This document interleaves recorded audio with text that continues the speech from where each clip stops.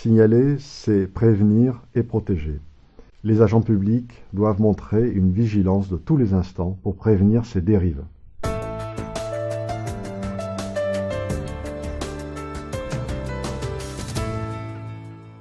Les phénomènes de radicalisation peuvent aujourd'hui, on le sait, conduire à la violence, voire au terrorisme. Et donc signaler ces phénomènes, c'est d'abord prévenir ce risque et stopper éventuellement un processus. C'est donc aider la société française à se défendre, à se protéger. Autre aspect aussi, c'est que ces phénomènes concernent souvent des personnes qui sont affectées d'une certaine fragilité, et notamment des jeunes, voire des mineurs. Donc signaler, c'est aussi agir pour aider ces personnes et les aider à faire machine arrière en évitant éventuellement le basculement dans la violence. Et aussi parce que les agents publics sont tenus à des devoirs et que signaler, c'est aussi éviter sa propre mise en cause en termes de responsabilité. Je rappelle qu'il existe dans la loi française en particulier, et notamment en cas de passage à l'acte, une disposition qui est l'article 40 du Code de procédure pénale, qui impose aux agents publics, aux fonctionnaires, de signaler au procureur de la République tout crime et délit dont ces fonctionnaires ont connaissance dans l'exercice de leurs fonctions.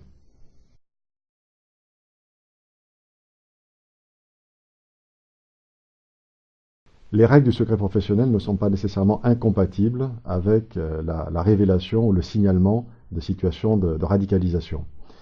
D'abord, je rappelle que s'agissant des mineurs, il existe des règles qui précisément donnent possibilité, voire imposent, le signalement des situations personnelles.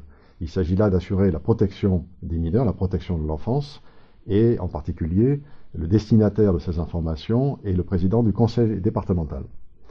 Je rappelle aussi que, s'agissant toujours des mineurs, le procureur de la République est également le destinataire en cas d'urgence, et notamment, s'agissant de la radicalisation, en cas de risque de départ imminent, en zone de conflit notamment. Ensuite, le signalement, je crois qu'on peut le dire, il peut être réalisé avec discernement par des agents publics vis-à-vis de leur propre hiérarchie. Il peut s'agir par exemple d'un maire, il peut s'agir du chef d'un service de l'État, qui peut être le destinataire précisément d'une information concernant ce type de situation. En outre, je rappelle aussi que dans le cadre en particulier de ce qu'on appelle le Conseil local de sécurité et de prévention de la délinquance, il s'agit là des mairies, eh bien, la loi prévoit que dans le cadre de groupes de travail, de groupes opérationnels, c'est comme ça que la loi les qualifie, eh bien, il peut y avoir des échanges d'informations à caractère confidentiel qui peuvent précisément être tout à fait adaptés à ce que puissent être révélées des situations de radicalisation personnelle. Donc ces structures sont adaptées précisément à la révélation de ces situations. Enfin, je dirais que le numéro vert du ministère de l'Intérieur est aussi un outil non seulement bâti pour les proches, pour les familles, mais aussi un outil d'assistance pour les agents publics. Ils peuvent y trouver là aussi conseil et assistance précisément de façon à permettre de conforter leur analyse des situations qu'ils ont pu identifier.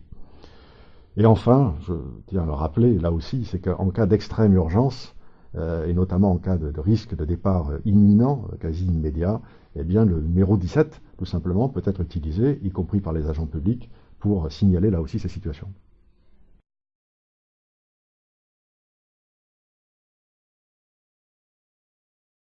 D'abord, je crois qu'il faut indiquer qu'il s'agit d'abord de sécuriser les agents, et je pense notamment aux agents publics. Et pour cela, il convient de renforcer tout d'abord leur compréhension du phénomène de radicalisation, mais aussi leur permettre d'agir avec discernement à travers des indicateurs clairs, précis, qui évitent toute stigmatisation des situations. Dans ce but, je crois qu'il faut le signaler, bien l'État, précisément, et les collectivités locales mènent des actions et notamment mettent à leur disposition cette formation. Ensuite, il faut rappeler aussi que le signalement, c'est aussi le moyen de pouvoir agir à la fois pour aider un jeune en risque de basculement dans la violence, mais aussi agir en direction de sa famille, qui se trouve souvent extrêmement isolée et, il faut bien le dire, désemparée. Enfin, je tiens à souligner le fait que la transmission d'informations, elle doit être perçue comme un rempart contre la commission d'actes graves qui mettent aujourd'hui clairement en danger la sécurité de nos concitoyens.